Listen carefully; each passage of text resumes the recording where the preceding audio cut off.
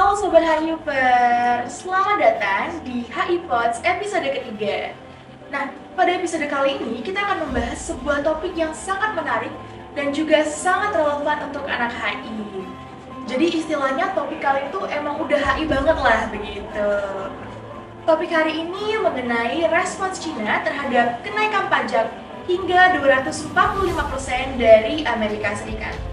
Teman-teman, jadi kenaikan pajak ini tentu saja menimbulkan berbagai reaksi, baik dari pemerintah Cina sendiri maupun dari reaksi pasar global. Maka dari itu, yuk nonton terus podcast ini sampai akhir biar kita bisa sama-sama mengeksplor lebih dalam tentang dampak dan juga implikasi dari kebijakan ini. Nah, pada pagi hari yang cerah ini, saya Zevanya Tesalonika Manopo selaku host ditemani oleh narasumber kita yang sangat keren nih teman-teman, yaitu Dr. Indra Kusumawardana MUin. Selamat pagi Mas Indra. Selamat pagi Zevanya. Apa kabar pada hari ini Mas Indra? Kabar baik, alhamdulillah Zevanya. Semoga baik juga ya dan tetap semangat. Baik, alhamdulillah. Gimana nih Mas Indra? Apakah pagi hari ini sudah sangat semangat nih untuk membagikan wawasan kepada teman-teman HI lainnya? Oh siap dong, karena saya sudah diberikan tugas untuk hadir di podcast ini, saya juga sudah mempersiapkan diri gitu supaya bisa jadi lawan tanding diskusinya Zevanya. Baik, keren sekali Mas Indra. Baik teman-teman, Mas Indra ini adalah seorang dosen hubungan internasional di Universitas Pertamina dengan fokus pada bidang ekonomi politik internasional di bidang energi dan juga perdagangan internasional.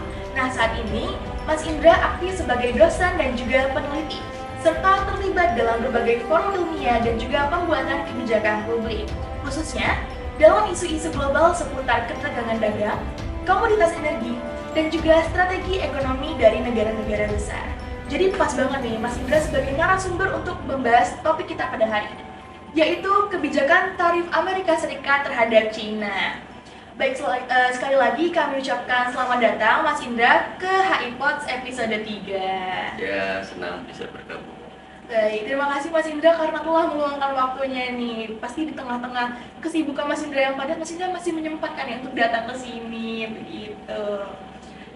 Nah, dengan latar belakang dan juga pemahaman mendalam yang dimiliki oleh Mas Indra, tentunya saya yakin bahwasanya pembahasan kita hari ini akan sangat amat menarik dan juga membuka lembar-lembar wawasan bagi kita semua. Mungkin saya boleh langsung saja kali ya Mas Indra ya? Nah kan seperti yang diketahui bahwasanya belakangan ini publik itu dikejutkan dengan adanya kebijakan yang dikeluarkan oleh Amerika Serikat tentang penaikan tarif pajak impor produk Cina hingga 245%. Nah tentunya angka ini bukanlah angka yang kecil karena 245% itu tuh artinya 2 kali lipat lebih besar daripada harga barang aslinya. Nah pastinya kan terdapat beberapa alasan nih dari kenapa sih tiba-tiba pajak impor ini dinaikkan oleh Amerika Serikat. Kalau dari Mas Indra sendiri, apakah boleh dibantu menjelaskan terkait dengan latar belakang dari kenaikan tarif ini sendiri begitu Mas Indra? Ya, terima kasih. Jadi ini suatu isu yang sangat menarik dan sangat aktual hari ini ya. Dan tentu saat ini pun urusan tarif dari Presiden Donald Trump itu masih berjalan dalam konteks hari ini masih di hold sampai beberapa bulan ke depan melihat situasi. Tapi kalau kita tarik ke belakang, alasan kenapa Amerika Serikat berperilaku seperti itu sebagai seorang pengamat yang juga bisa melihat kecenderungan dari idiosinkrasi presiden dalam membuat sebuah kebijakan luar negeri, kita bisa melihat latar belakang dari Donald Trump sendiri yang sebetulnya adalah seorang pengusaha, gitu ya, dan memahami situasi Amerika Serikat hari ini. Salah satu poin yang paling penting yang sepertinya dicermati oleh Amerika Serikat adalah defisit perdagangan yang dialami oleh Amerika Serikat tidak hanya dengan China tapi dengan beberapa negara-negara utama yang selama ini banyak mengekspor komoditasnya di berbagai macam sektor ke Amerika Serikat. Dan tentunya dalam peta parametrik tersebut kita bisa melihat China adalah mitra dagang Amerika Serikat yang paling besar ekspornya ke Amerika Serikat sehingga menyumbang defisit perdagangan Amerika Serikat yang paling besar. Meskipun kalau kita lihat setelah penerapan Trump tariff ini, dari data yang terbaru kita bisa lihat defisit perdagangan Amerika Serikat terhadap China itu hari ini ada di tahun 2024 itu ada di angka paling rendah sepanjang masa, gitu ya. Jadi ini yang menunjukkan bahwa Amerika Serikat hari ini impornya terhadap produk-produk China itu memang menurun drastis, gitu ya, dikarenakan adanya Trump tariff. Seperti itu. Oke, baik. Berarti latar belakang kebijakan ini memang tidak lepas dari personalnya Donald Trump sendiri ya Mas Indra, ya, seperti itu ya?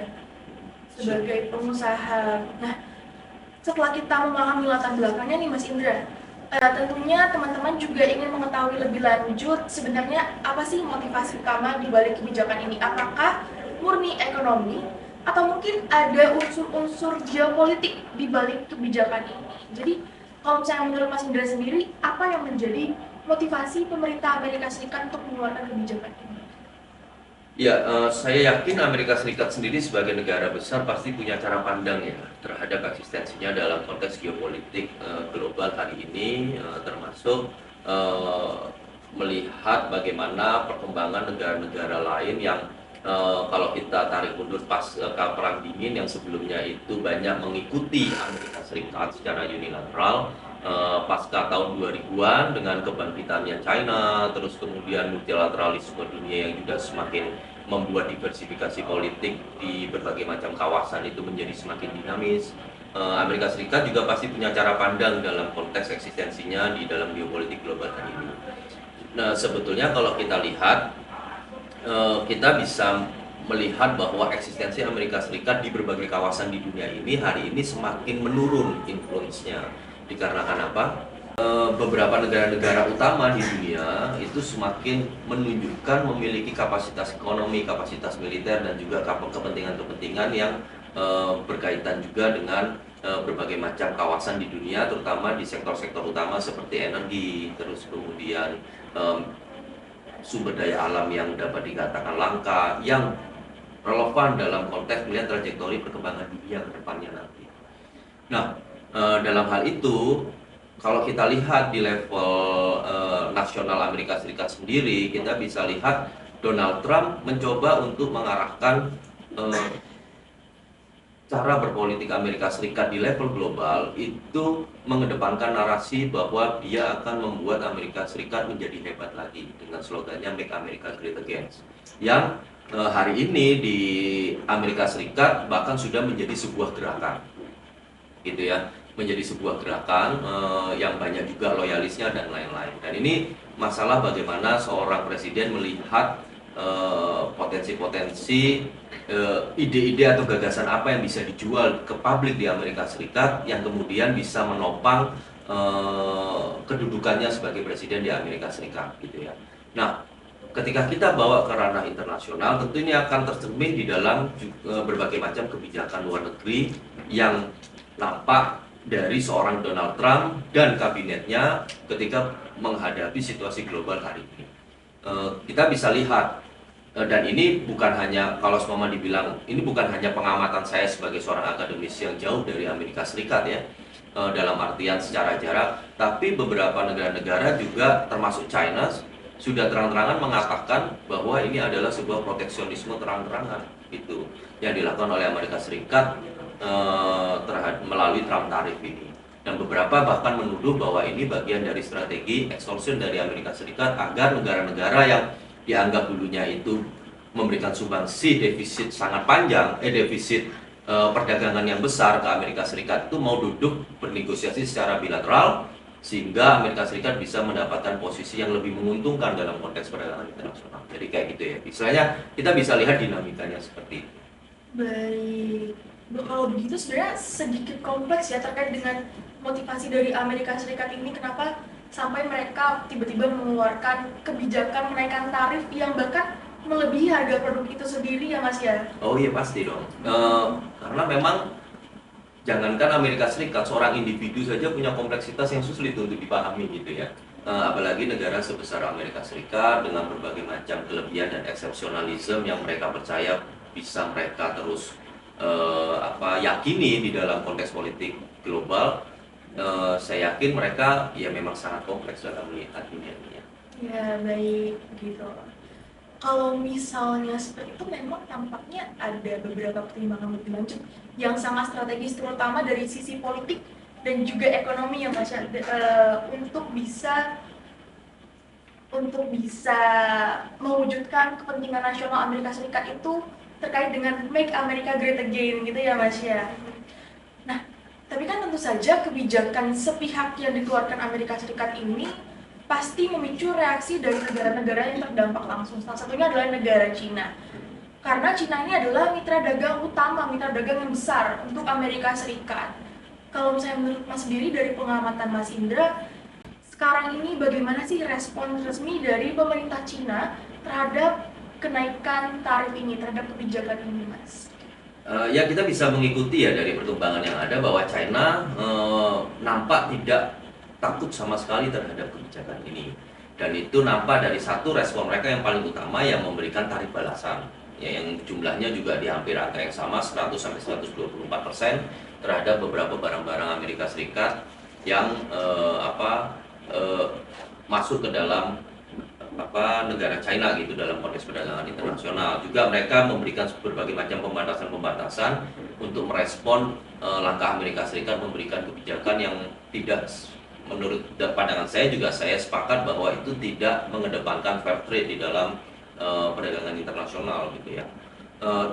Itu yang pertama. Yang kedua juga kita bisa lihat China sendiri di dalam official statement para pejabat-pejabat utamanya, baik itu Menteri Luar Negerinya, itu mengatakan bahwa ya China akan terus ada sampai ribuan tahun lagi gitu. Jadi tidak ada masalah dengan kebijakan itu. Itu di level respon mereka ya terhadap apa yang terjadi dalam konteks kebijakan Trump tarif yang menggetarkan dunia ini. Baik, berarti kalau misalnya kita lihat China ini tidak gentar Mas ya melawan Amerika karena mungkin dia merasa juga, oh saya juga negara adidaya, saya juga negara besar seperti itu Mas ya. Sure, of course, itu harus bisa kita pahamkan ya karena apa yang mereka harus takuti dari kebijakan Trump tarif ini kalau kita lihat kalkulasinya secara konkret. Satu, China masih memegang surat utang Amerika Serikat terbesar, itu ada di angka sekitar 760 billion US dollar. Terus kemudian juga secara kapasitas industri, kapasitas produksi dan lain-lain, Amerika Serikat sebetulnya sangat bergantung kepada China gitu. Di sini kita bisa lihat mungkin Amerika Serikat mengedepankan teknologi yang maju dalam konteks semikonduktor dan lain-lain, inovasi-inovasi teknologi yang terdepan gitu ya. Tapi di level mid-nya kan semua itu disuplai dari China. Kita lihat aja satu sektor, umpama masalah mobil listrik EV. Memang betul mobil listrik di Amerika Serikat teknologinya maju, tapi baterainya, litiumnya dan lain-lain itu semua dari China gitu. Nah kalau seumpama ternyata Trump tarif itu dilanjutkan gitu ya, tentu itu akan merontokkan impor Amerika Serikat terhadap China untuk mendukung industrinya yang dianggap sebagai flagship dalam konteks kemajuan teknologi Amerika Serikat. Nah, di situ yang kita harus pahami secara teoritisnya. Dalam hal ini, China berhasil mematahkan aksioma teori dependensi. Itu kenapa? Ya kalau selama Amerika Serikat tidak mau menerima semua produk-produk yang China produksi gitu ya, mereka tinggal melakukan diversifikasi rantai pasok. Itulah yang mulai muncul negara-negara di Eropa juga mulai ketakutan jangan-jangan nanti mereka yang dibanjiri produk-produk China karena perpindahan dari yang sebelumnya itu ke Amerika Serikat ke Eropa ataupun ke negara Asia lain. Itu. Berarti kalau misalnya kita lihat China ini memang sudah punya strategi-strategi lain ya Mas ya untuk menghadapi hal ini, bisa juga semacam mengeluarkan produk-produknya itu ke negara-negara lain seperti negara-negara Eropa gitu ya Mas ya. Ya, betul.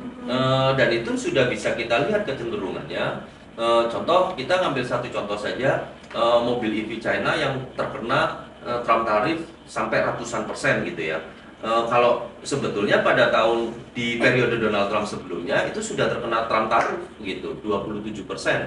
Dan itu sudah membuat turun penjualan mobil-mobil China ke Amerika Serikat. Tapi hari ini ketika itu diberikan tarif bahkan sampai 200% lebih, ya mobil-mobil EV China, tentu mobil EV China tidak akan masuk ke Amerika Serikat. Kenapa? Karena harganya jadi naik 3,5 kali lipat. Gitu. Nah, ini naik 3,5 kali lipat, siapa mau beli?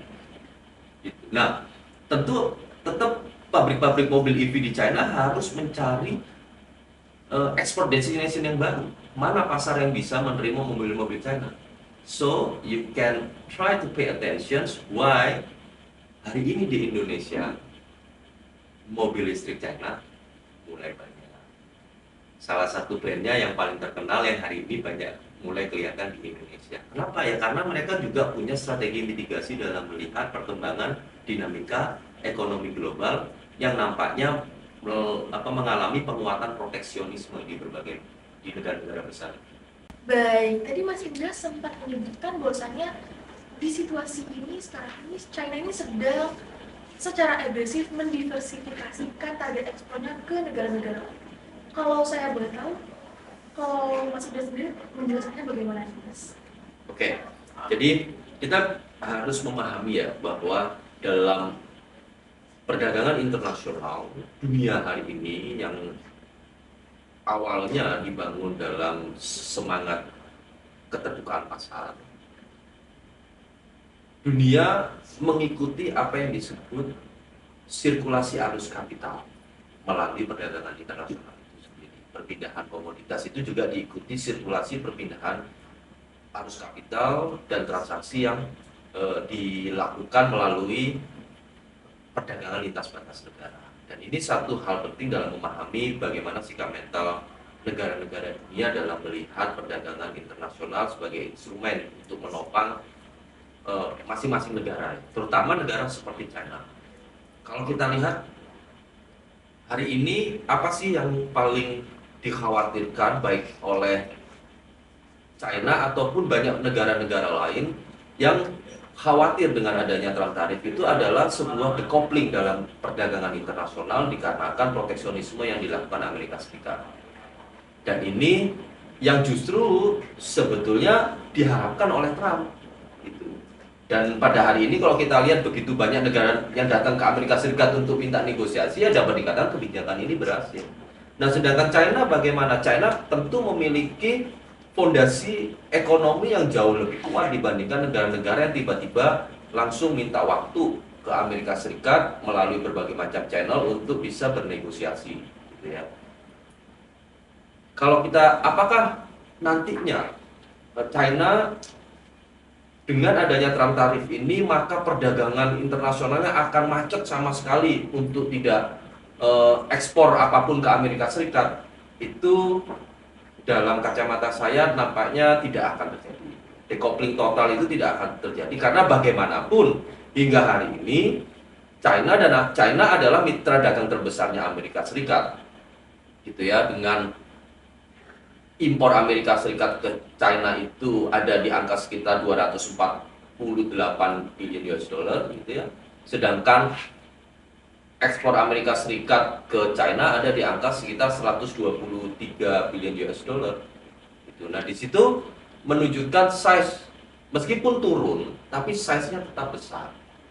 Jadi decoupling total itu tentu menjadi suatu event yang tidak diinginkan oleh kedua negara. Kalau dalam kacamata saya ya. Kecuali memang idiosyncrasy Trump itu tidak memasukkan kalkulasi untung rugi bisnis gitu. Saya masih meyakini Trump ini seorang pebisnis. Dan seorang pebisnis pasti memasukkan kalkulasi untung rugi di dalam semua keputusan-keputusan politik. Gitu. Jadi itu yang saya bisa lihat ya dari apa yang pergolakan yang terjadi antara China dan Amerika Serikat. Berarti kedepannya mungkin belum ada ya Mas ya canangan atau rencana untuk decoupling total tadi ya, karena sangat merugikan bagi kedua belah pihak juga ya Mas ya pastinya ya. Yes. Itu dari aspek perdagangan internasionalnya saja, belum lagi kalau melihat dari dimensi political risk-nya gitu. Resiko politiknya apa? Kalau Amerika Serikat tidak bisa menavigasikan hubungannya dengan China dengan interdependensi sebesar itu, maka ada juga resiko untuk Amerika Serikat China akan semakin mengkristalisasi koalisinya, gitu ya, kalau saya boleh mengatakan dengan kata koalisi ya, dalam tanda kutip, dengan negara-negara yang satu frekuensi dengan mereka, yang melihat Amerika Serikat itu sebagai negara yang meninggalkan kebersamaan di dalam politik global dikarenakan merasa sudah tidak bisa lagi menjadi pemimpin. Ini malah memberikan momentum kepada China, kepada Rusia, kepada banyak negara-negara lain yang punya ambisi juga. Baik Mas Indra, tadi Mas Indra sempat menyebutkan bahwasannya setelah tarif Trump ini keluar, pejabat China ini menyikapinya tidak secara langsung menyatakan posisi mereka nih. Apakah mereka A, B, atau sebagainya. Sehingga ada di satu titik di mana Trump bahkan merasa sepertinya pejabat China tidak serius menghadapi tarif Trump ini. Nah, kalau boleh tahu dari pandangan Mas Indra sendiri, apa sih sebenarnya yang mendasari bahwasanya sampai China ini masih nge-hold terlebih dahulu begitu Mas? Iya, itu kalau dari kacamata saya itu sudah menjadi satu pola ya yang banyak dilakukan China dalam berbagai macam isu-isu krusial menurut mereka. Contoh kita coba tarik sedikit ke dalam konteks konflik di Laut Cina Selatan. China sendiri di konflik Laut Cina Selatan itu tidak pernah secara tegas atau clear mengklaim batas-batas dari the Nine Dash Line yang mereka klaim itu. Tapi di sisi lain mereka juga melakukan satu pendekatan asertif, baik itu membangun pangkalan militer, terus kemudian juga kapal-kapal perang mereka ataupun kapal Coast Guard mereka itu menjaga daerah-daerah yang strategis menurut mereka. Selain itu juga menggunakan diplomasi ekonomi juga bermanuver di berbagai macam negara, mau dari Malaysia, Thailand, Vietnam, Filipina, Indonesia juga. Jadi memang itu menjadi satu pola yang kita dapat lihat sebagai bentuk strategic approach China terhadap berbagai macam isu-isu yang berkaitan dengan kepentingan besar mereka di berbagai macam sektor gitu ya, dan geographical features gitu ya. Nah, sama dengan bagaimana China menghadapi Trump tarif ini. Secara statement memang baik itu Xi Jinping maupun officials-nya secara tegas mengatakan China memberikan tarif balasan. Tapi juga di sisi lain China bersedia untuk bernegosiasi. Tapi di sisi lain juga memberikan keyakinan bahwa China akan terus ada sampai seribuan tahun lamanya. Nah, ini bentuk dari pendekatan, kalau saya bisa sedikit mengkorelasikan ya, dalam strategi Sun Tzu itu adalah confusion gitu ya di dalam pertempuran, yang membuat lawan itu tidak tahu sebetulnya China itu mau mengarah kemana gitu dalam melihat isu ini. Nah, itu menarik ya dicermati dalam sebuah diskusi yang fokusnya kepada strategi China dalam konteks keamanan maupun perdagangan internasional. Berarti saat ini memang China itu sengaja ya Mas ya membuat pemerintah Amerika Serikat bingung kira-kira China ini akan melakukan apa ke depannya gitu ya? Ya, memang kita harus percaya ya ada gium yang mengatakan tidak ada yang random di dalam politik, baik itu di level domestik, nasional maupun internasional gitu. Semua hal itu pasti ada dasar-dasar logika, rasionalitas dan juga pendekatan yang disasar oleh aktor yang melaksanakan sebuah kebijakan luar negeri gitu. Jadi tidak random, hal-hal seperti itu tidak random ya dalam hal ini. Bahkan seorang Donald Trump sekalipun yang banyak dikatakan tidak bisa dipahami berdasarkan pendekatan teori-teori, let's say teori ekonomi gitu ya. Tapi apa yang dia lakukan itu tidak random. Dia punya dasar logika dan rasionalitasnya mengapa dia secara agresif dan kontroversial melakukan sebuah kebijakan-kebijakan yang nampaknya merugikan banyak pihak. Baik, kalau begitu, kalau misalnya menurut pandangan sendiri, apakah kedepannya hubungan antara China dan juga Amerika Serikat ini akan merenggang atau bagaimana nih Mas? Mungkin boleh diberikan. Concernnya tentu berpijak kepada masa depan dari perdagangan bilateral antara Amerika Serikat dan China, gitu ya. Kalau sekiranya itu tereskalasi terus, gitu, ya tentu hubungan kedua negara itu akan semakin menjauh, gitu ya. Pada titik mana? Nah, di sini kita bisa sedikit belajar dari sejarah. Dulu ada satu naskah ya yang kita bisa baca dan banyak digunakan dalam merumuskan pendekatan realisme di dalam hubungan internasional, yaitu naskah yang ditulis oleh Thucydides dengan judul The Melian Dialogue itu, yang bentuknya dialog dia sebetulnya. Tapi dari naskah itu kita bisa memahami bagaimana situasi pada zaman itu terkait persaingan Yunani dan Sparta. Yunani sebagai kekuatan baru di daerah tersebut menantang Sparta, dan awalnya juga pendekatannya dalam konteks perdagangan melalui Delian League ya kalau nggak salah nama ininya pada waktu itu. Nah, itu tereskalasi hingga pada akhirnya terjadilah perang di antara keduanya, di mana Sparta tidak mau menunggu Yunani semakin kuat. Sebelum itu pasti, maka lebih baik Sparta duluan yang menyerang. Apakah itu bisa relevan ketika memahami dunia hari ini? Ya, kalau pertanyaannya bagaimana nasib Amerika Serikat dan China ke depannya, kalau ini terus tereskalasi, ya tidak menjadi sebuah kemustahilan suatu saat akan pecah suatu konflik yang mempertaruhkan keamanan global antara kedua negara ini. Gitu. Yang beberapa pakar saya juga sepakat gitu ya, setidaknya perang dingin ekonomi bisa saja terjadi. Seperti itu. Baik Mas, wah sangat complicated ya masih dinamikanya ya. Karena kita juga harus jaga-jaga nih. Karena baik China maupun Amerika Serikat ini kan merupakan partner Indonesia juga ya, dua-duanya gitu. Indonesia kan berada di tengah-tengah antara kedua belah pihak ini. Jadi ya Indonesia tetap harus memantau perkembangannya bagaimana, dan jangan sampai konflik ini nantinya akan tereskalasi ya Mas ya. Kalau misalnya kita boleh bergeser sedikit nih Mas, saya sedikit penasaran kira-kira dari kebijakan tarif Trump ini sektor mana saja yang terkena dampak, terutama dari sektor yang terkena dampak paling besar terlebih dahulu, baik itu dari China maupun dari Amerika Serikat ya Mas? Sebenarnya itu bisa dijawab secara correlated ya, dalam artian sektor yang berkaitan dengan mobil listrik pasti terdampak habis.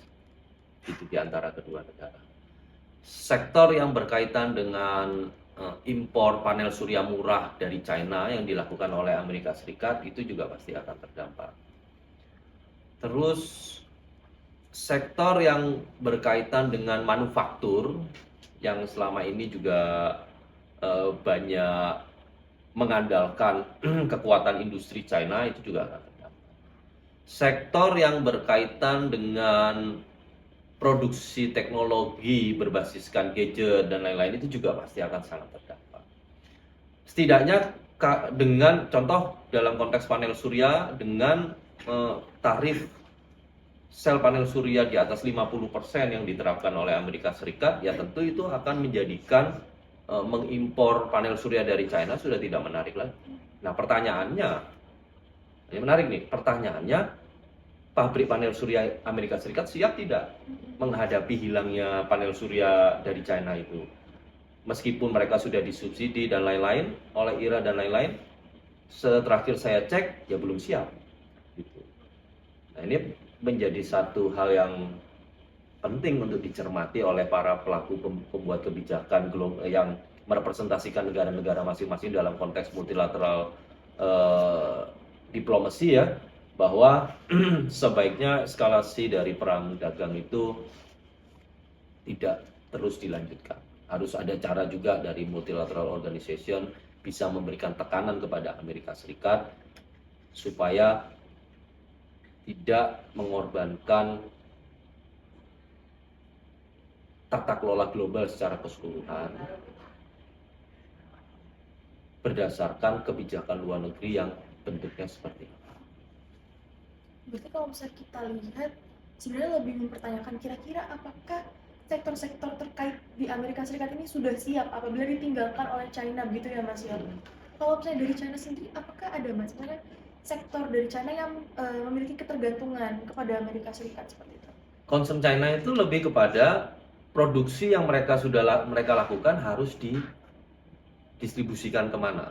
Mereka harus, jadi kalau mereka sudah memproduksi suatu produk, baik itu di bidang manufaktur, baik itu baterai lithium atau apapun itu kan harus ada, kalau seandainya tidak bisa masuk pasar Amerika Serikat, dia harus tetap bisa didistribusikan atau dijual ke luar negeri. Nah, sekarang concernnya China tentu dia bagaimana caranya supaya ancaman dari Amerika Serikat ini bisa dimitigasi dengan mereka membangun bilateral diplomasi yang kuat ataupun multilateral diplomasi yang kuat melalui blok-blok perdagangan yang mereka inisiasi ataupun melalui program mereka yang lebih besar sebagai Belt and Road Initiative untuk bisa memasarkan produk-produk tersebut ke negara-negara yang ekonominya juga tumbuh sebetulnya bagus, baik pasca perang dingin ataupun bahkan pasca Covid, banyak negara-negara juga yang sudah rebound dan kembali bagus gitu. Nah, itu concernnya China lebih ke sana ya.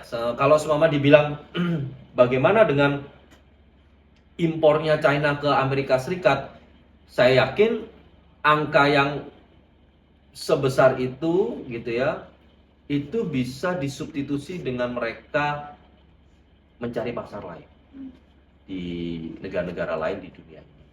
Semua negara bisa seperti itu. Bahkan dalam kasus Indonesia kelapa sawit bisa juga seperti itu.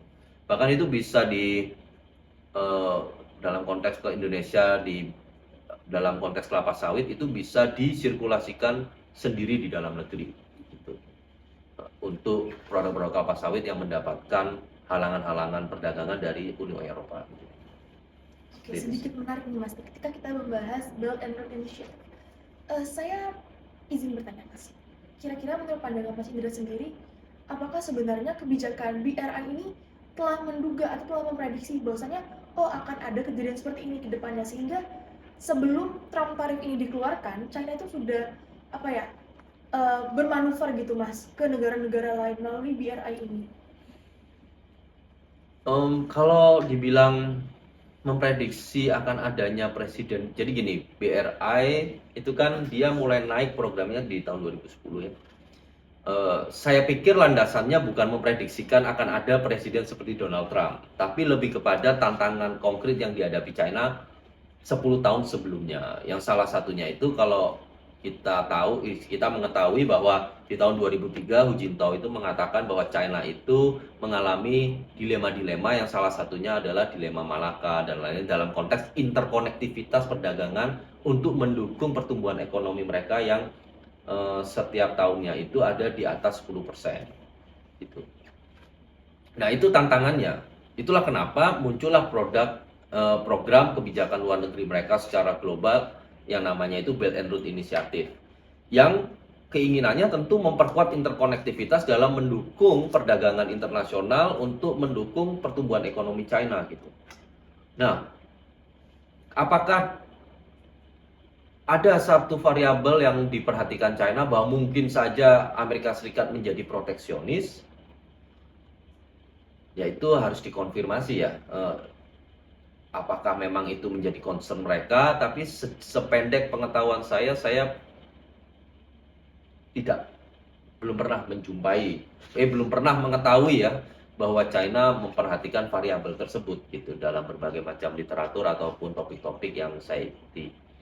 Tapi concernnya lebih kepada ingin membangun. Nah, ini itu satu. Tapi dasar lainnya apa? Dasar lainnya tentu dalam konteks persaingan tatanan dunia dengan Amerika Serikat. Itu pasti. Jadi Amerika Serikat sudah membangun tatanan dunianya pasca Perang Dunia Kedua, sudah semakin terkonsolidasi, di Perang Dingin semakin kuat. Nah, ketika China bangkit, mau tidak mau dia bermain di level global berhadapan dengan tatanan dunia tersebut. Mereka berhadapan dengan Bank Dunia, mereka berhadapan dengan IMF, mereka berhadapan dengan World Trade Organization. Saya masih ingat pada waktu saya masih kuliah itu, China itu banyak dituding sebagai free rider di G20, macam-macam. Mereka banyak berkaitan. Nah, disitulah Belt and Road Initiative menurutku fungsional buat mereka supaya China punya tatanan dunianya sendiri yang nantinya bisa mengimbangi tatanan dunia yang sudah dibentuk oleh Amerika Serikat yang dalam bahasa tingginya itu namanya Sino-centric World Order. Begitu Mas ya. Berarti sejauh ini belum ada Mas ya literatur yang bisa dibilang menyatakan bahwasanya oh ini salah satu bentuk prediksi dari China gitu. Kalau prediksi ya, kalau prediksi sejauh itu sepertinya enggak Oh sih. iya, siap. Nah, kita bergeser lagi Mas, kira-kira nih dalam mungkin kita bisa lihat 10 tahun ke depan, perkembangan hubungan dagang antara China dan Amerika Serikat ini kira-kira akan seperti apa sih Mas? Ya, tadi yang saya juga sudah sempat menyinggung ya bahwa eskalasi dari Trump tarif kalau ini dilanjutkan dalam beberapa, ini kan masih di pause nih, dalam beberapa bulan ke depan kalau itu tetap diterapkan dalam jangka panjang, ya tentu akan merontokkan ekspor impor antara Amerika Serikat dan China. Itu pasti. Meskipun saya masih punya keyakinan decoupling total itu tidak akan terjadi, ya, melihat size dari angka perdagangannya yang sangat besar, itu tapi tetap akan berdampak kepada bilateral trade antara Amerika Serikat dan China. Nah, kalau China sendiri, kita bisa melihatnya dari dua sisi. China pasti akan mencari jalan supaya dampaknya itu tidak terlalu membuat laju pertumbuhan ekonominya China itu melambat, gitu, atau menyisakan ekses dari semua produksi yang tidak terserap, gitu ya, di pasar global.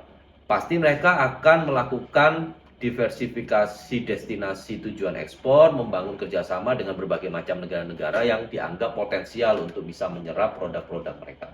Itu pasti. Gitu. Nah, kalau untuk Amerika Serikat gimana? Ya, kalau untuk Amerika Serikat, ya mereka pertanyaannya adalah sejauh mana Amerika Serikat, negara yang selama ini juga memiliki ketergantungan terhadap kapasitas industrialnya China untuk mendukung kemajuan dari Amerika Serikat, itu bisa mengatasi kekurangan-kekurangan atau kehilangan-kehilangan komoditas yang sebelumnya itu mengandalkan impor dari China. Itu. Jadi tergantung itu. Di satu sisi, jadi Amerika Serikat akan menghadapi masalah itu. Kalau semama ini nanti di bulan Juli ya, setelah itu mau diterapkan, ya setelahnya dalam jangka waktu 3-4 bulan itu akan terasa di pasar Amerika Serikat. Akan banyak ada shortage of commodity di Amerika Serikat. Dampaknya seperti apa? Ya tinggal dilihat aja nanti. Kalkulasinya bisa kita prediksi dari report-report ekonomi berkaitan dengan prediksi atau projection dari perekonomian Amerika Serikat ketika semakin menjauh atau tidak memiliki keterkaitan dengan produk-produk China gitu ya. Gitu. Nah, di level 3 apa? Ada juga kekhawatiran dari negara-negara lain selain Amerika Serikat dan China bahwa produk-produk China yang tidak terserap di Amerika Serikat nanti akan membanjiri negara mereka, terutama di negara-negara Uni Eropa yang pasarnya juga bagian dari developed countries gitu. Dan ini juga menjadi satu concern tersendiri gitu ya. Baik, tadi sempat disinggung Mas menarik adanya efek domino ke negara-negara lain secara global. Kalau misalnya menurut Mas sendiri nih, ketika ternyata nanti Trump tarif itu dijalankan setelah bulan Juli ya Mas ya, apa sih Mas kira-kira implikasi kepada negara-negara lain, khususnya negara berkembang seperti negara kita, negara Indonesia?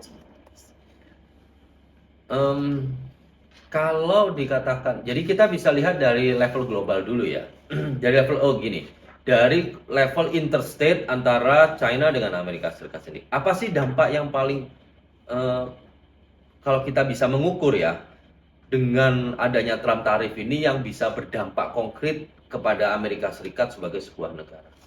Kalau saya melihat satu agenda penting yang juga menjadi agendanya Amerika Serikat itu adalah net zero emission dan dekarbonisasi.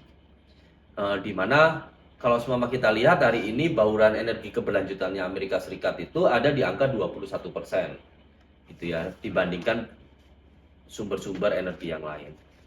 Targetnya gimana? Sesuai dengan apa yang sudah pernah dinyatakan dulu oleh Biden, terus juga ketika Amerika Serikat itu keluar dari Paris Agreement terus mau masuk lagi dan lain-lain, bahwa Amerika Serikat jangka menengahnya di tahun 2030 itu mau di angka 51%. 50% sampai 55% mengurangi energi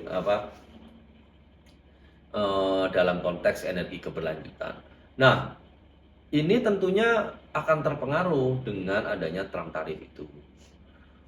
Trump tarif itu dengan semakin mahalnya nanti panel surya, ongkos produksi panel surya di Amerika Serikat karena sudah tidak bisa menggunakan lagi produk Cina. Nah, tentu akan berpengaruh kemampuan Amerika Serikat untuk memenuhi target-target dalam konteks energi keberlanjutan tadi. Itu yang pertama. Ya harus ada strategi. Mereka juga pasti akan memikirkan bagaimana caranya untuk mengkompensasi itu. Nah, di level globalnya bagaimana? Ya tentu negara seperti Amerika Serikat dan China itu memiliki sumbangsi besar terhadap net zero emission. Gitu. Kalau seandainya capaian-capaian dari net zero emission itu jadi sedikit terpinggirkan dikarenakan ada isu yang lebih krusial yaitu masalah menguatnya proteksionisme dalam perdagangan internasional dunia, ya akan semakin sulit untuk negara-negara berkembang bisa mencapai tujuan-tujuan adicita energi dunia yang lebih bersih tersebut. Gitu. Memenuhi Paris Agreement akan lebih sulit karena di dalam situasi yang sangat proteksionis tersebut, klausul-klausul yang berkaitan bantuan-bantuan untuk negara berkembang bisa mencapai target net zero emission itu juga pasti akan semakin berkurang. Ya kita sudah melihat sendiri, contoh USAID saja sudah dihentikan oleh Amerika Serikat, dileburkan ke Secretary of State. Nah, jadi kalau melihat dari sisi itu, maka agenda global dalam konteks dunia yang lebih hijau akan semakin sulit untuk bisa dicapai jika eskalasi perang dagang ini terus terjadi dan tidak ada trajektori yang berbeda dari kebijakan luar negeri. Ini kan dari segi lingkungan ya Mas ya. Kalau misalnya dari aspek-aspek lain mungkin dari segi politik dan juga mungkin dari segi budaya apabila memiliki implikasinya juga seperti itu, mungkin boleh dijelaskan? Kalau politik secara politik antar negara dalam konteks politik global, ya eskalasi dari perang dingin ekonomi kalau itu terjadi ya antara Amerika Serikat dengan China itu akan membuat semua negara-negara dunia yang memiliki kedekatan dengan keduanya pelan-pelan akan harus mendefinisikan mereka itu secara kedekatan lebih kepada siapa, apakah kepada China atau kepada Amerika Serikat. Kalau Indonesia sendiri gimana? Nah ini kebijakan free active foreign policy-nya Indonesia bisa useful, bisa membingungkan nantinya. Gitu. Secara investasi, apakah masih bisa kita berpikiran bahwa Indonesia untuk investasi ke China, untuk militer ke Amerika Serikat, nah itu akan diuji. Gitu. Kelihayan dari Presiden Indonesia dan seluruh diplomat yang ada yang menjalankan fungsi hubungan luar negeri Indonesia untuk bisa memposisikan Indonesia agar bisa memaksimalkan peluang di dalam situasi yang kompleks dibandingkan mendapatkan kerugian. Misalnya kalau saya melihat dari sisi kalkulasi untung rugi seperti itu, gitu ya. Dalam situasi dunia yang secara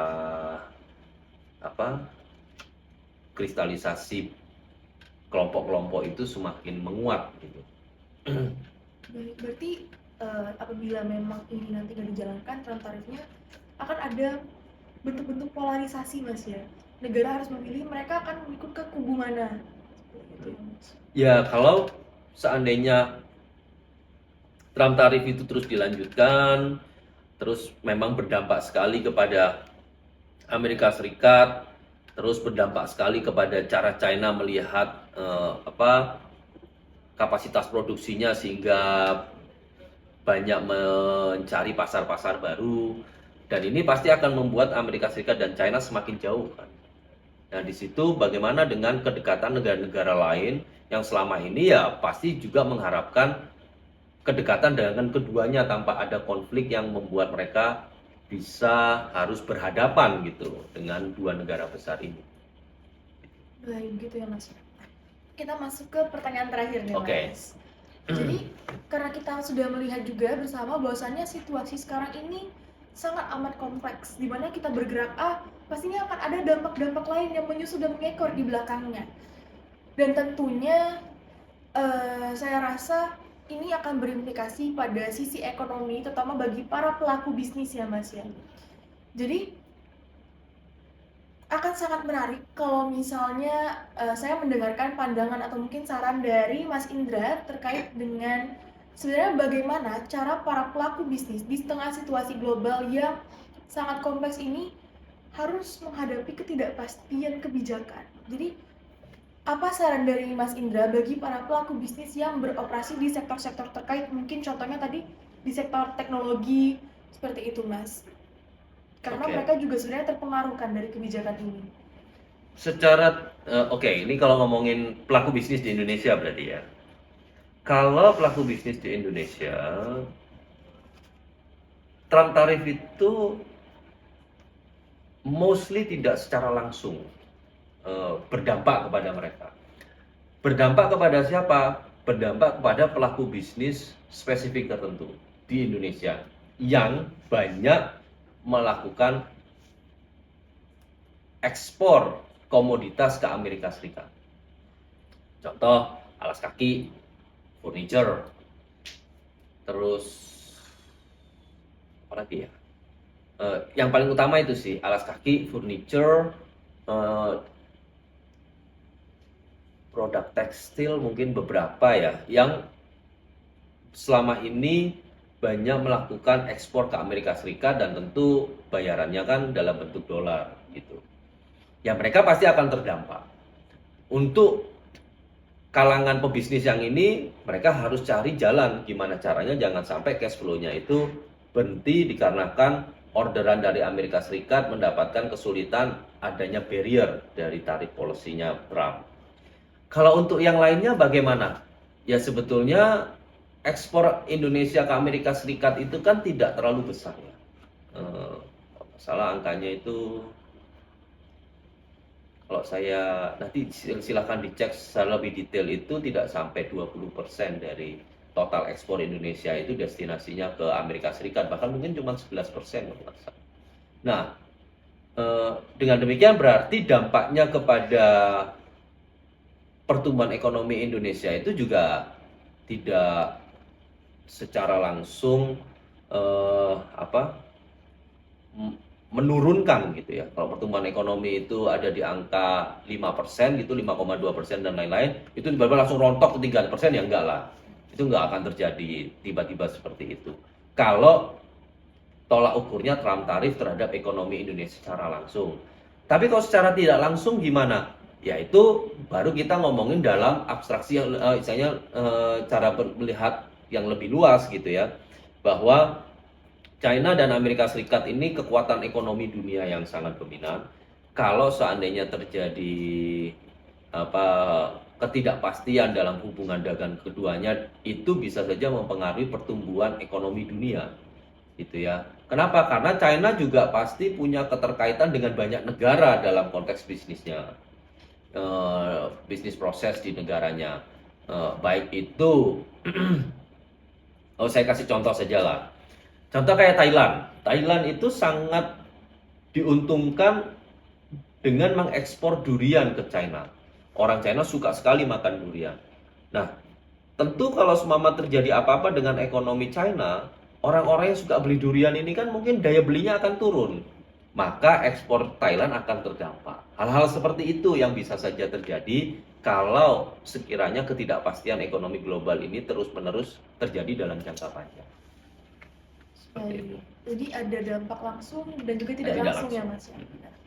untuk dampak tidak langsung sendiri ternyata ada beberapa runtutan terlebih dahulu ya Mas. Nah baik, tadi itu sebenarnya adalah pertanyaan terakhir nih Mas. Mungkin sebelum kita masuk ke sesi closing, apakah Mas Indra ada yang ingin disampaikan kepada teman-teman HI sekalian? Mungkin terkait dengan saran bacaan dan lain-lain agar teman-teman HI juga bisa sama-sama melek nih terkait dengan bagaimana sih kondisi politik global di dunia saat ini. Oh ya, oke. Jadi memang penting untuk teman-teman semua bisa memiliki satu pemahaman dalam konteks ekonomi politik global ya. Dan ekonomi politik global ini kita setidaknya teman-teman bisa mengikuti dari satu dalam konteks perdagangan internasionalnya, dua dalam konteks monetary dinamika moneternya gitu. Nah, di sini kalau dalam konteks perdagangan internasional Anda bisa ikuti bahwa sekarang yang lagi naik daun adalah Trump tarif. Tapi Trump tarif ini juga akan berdampak kepada aspek capital market dan moneter gitu. Nah, itu juga bagus untuk teman-teman ikuti bagaimana negara-negara dunia ini merespon Trump tarif itu melalui kebijakan-kebijakan, contoh menaikkan suku bunga, acuan dan lain-lain. Dan itu juga bisa menambah knowledge teman-teman tentang bagaimana dinamika dunia yang mengikuti arus capital itu memberikan insight untuk teman-teman melihat masa depan. Dari saya itu. Oke, baik. Wah, luar biasa sekali ya teman-teman sekalian. Diskusi pada hari ini sangat amat berdaging ya kalau bahasa Gen Z itu. Sangat amat memiliki banyak sekali wawasan dan juga pengetahuan. Nah, saya pertama-tama ingin mengucapkan terima kasih banyak kepada Mas Indra atas pemaparannya yang sangat amat komprehensif dan juga begitu mendalam. Jadi saya sendiri selaku host juga tadi banyak sekali mencatat benar-benar pengetahuan-pengetahuan baru begitu terkait dari kasus Trump tarif ini. Dan tadi saya mau coba untuk review sedikit. Kita tadi sempat membahas berbagai dimensi dari kebijakan kenaikan tarif impor Amerika Serikat terhadap produk asal Cina, mulai dari pertama latar belakang dan juga motivasinya, kemudian respons dari pemerintah Cina, hingga dampaknya bagi ekonomi secara global maupun juga dampaknya bagi pelaku bisnis, walaupun ada yang dampak secara langsung maupun dampak tidak langsung.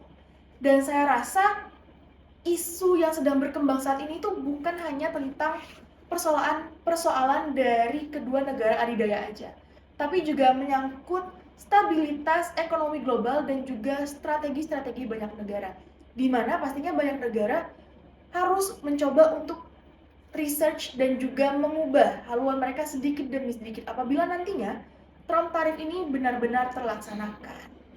Dan teman-teman, semoga insight yang telah diberikan oleh Mas Indra pada hari ini bisa menjadi bekal untuk kita semua dalam memahami isu-isu internasional yang semakin kompleks, terutama bagi teman-teman HI di Universitas Pertamina. Nah, terima kasih karena teman-teman telah mendengarkan podcast ini sampai akhir, dan jangan lupa untuk mengikuti terus episode-episode dari HI Podcast selanjutnya. Saya Zevanya Tesalonika Manopo, dan narasumber kita pada hari ini, Mas Indra, pamit undur diri. Terima kasih dan sampai jumpa lagi. Sampai jumpa semuanya. Terima kasih Mas Indra. Ya.